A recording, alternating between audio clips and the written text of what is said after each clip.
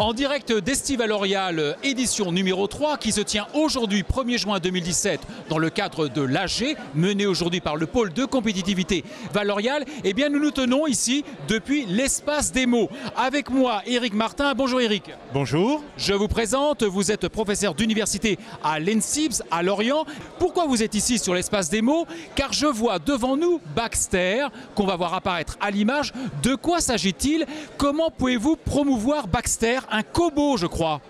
Alors d'abord, un Kobo, c'est un nouvel outil de travail pour la production industrielle. Ça a très peu répandu. C'est un robot intelligent qui apprend par le geste.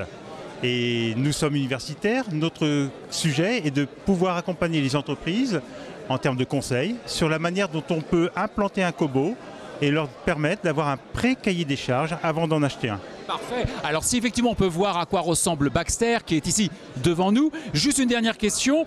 Votre présence aujourd'hui donc dans le cadre d'Estiva L'Oréal, est-ce que c'est une première et qu'est-ce que vous en attendez comme retour? Alors d'abord, c'est pour montrer qu'il y a des technologies numériques nouvelles qui peuvent aussi être très profitables dans le domaine de l'agroalimentaire. Et ça, on ne le sait pas toujours. Et c'est aussi pour pouvoir faire ces rencontres de professionnels à professionnels.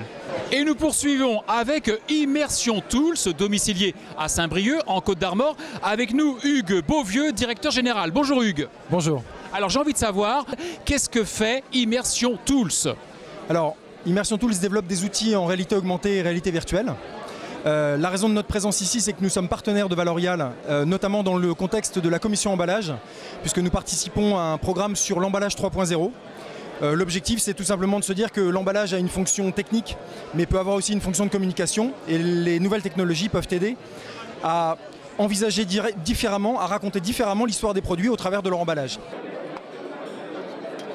Living Lab ou Comment manger 4D, un programme porté par le Centre culinaire contemporain ou les 3C. Avec nous pour nous en parler, la référente digitale au Centre culinaire contemporain, Sophie Briand. Bonjour Sophie. Bonjour.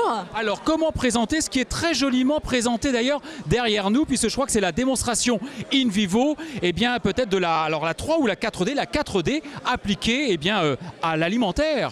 Voilà, on travaille depuis le début de l'année sur un programme de recherche collaboratif autour des opportunités d'innovation que vont nous offrir ces nouvelles technologies, la machine, l'impression 3D alimentaire.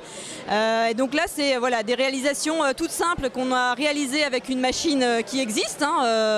L'idée à travers ce programme, c'est qu'on déploie un banc d'essai notamment. Donc on va tester les machines existantes, on va en prototyper de nouvelles et puis surtout on va réunir un collectif avec des acteurs économiques, des entreprises alimentaires, des restaurateurs.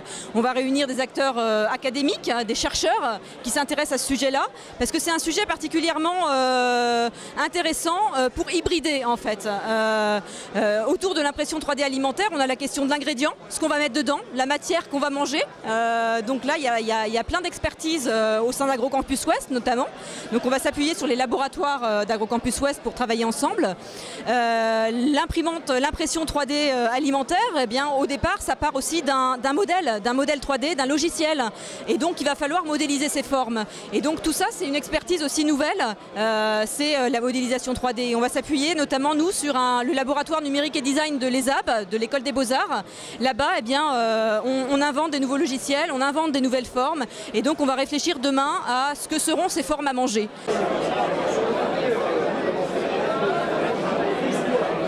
Avec nous à présent Jean-Marc Doré, président du GEPIA. Jean-Marc, bonjour. Bonjour. Il serait bon de rappeler tout de même qu'est-ce qui se cache derrière cet acronyme GEPIA. Alors GEPIA, pourquoi est-ce qu'on a pris un nom si simple? Parce que sinon ça veut dire le groupement des équipementiers du process et du packaging des industries agroalimentaires. Je vois derrière vous le Calico, augmenter la réalité. Qu'est-ce que vous avez concrètement à faire valoir aujourd'hui?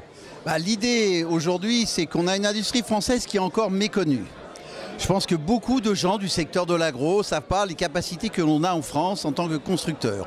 Et surtout, on a fait une première mondiale en novembre dernier au Salon de l'emballage, et on était même à un salon international il y a une semaine en Allemagne, où on a présenté une ligne de conditionnement virtuel.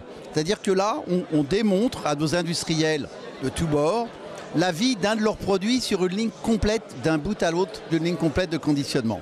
Et c'est ce que le président de Valorial m'a demandé de venir présenter aujourd'hui considérant que c'était quand même un sacré plus qu'on était capable d'apporter. Un écosystème via des adhérents, via des projets collaboratifs, plus que jamais défendu, porté, valorisé par le pôle Valorial, pôle interrégional sur 3 grandes régions du Grand Ouest.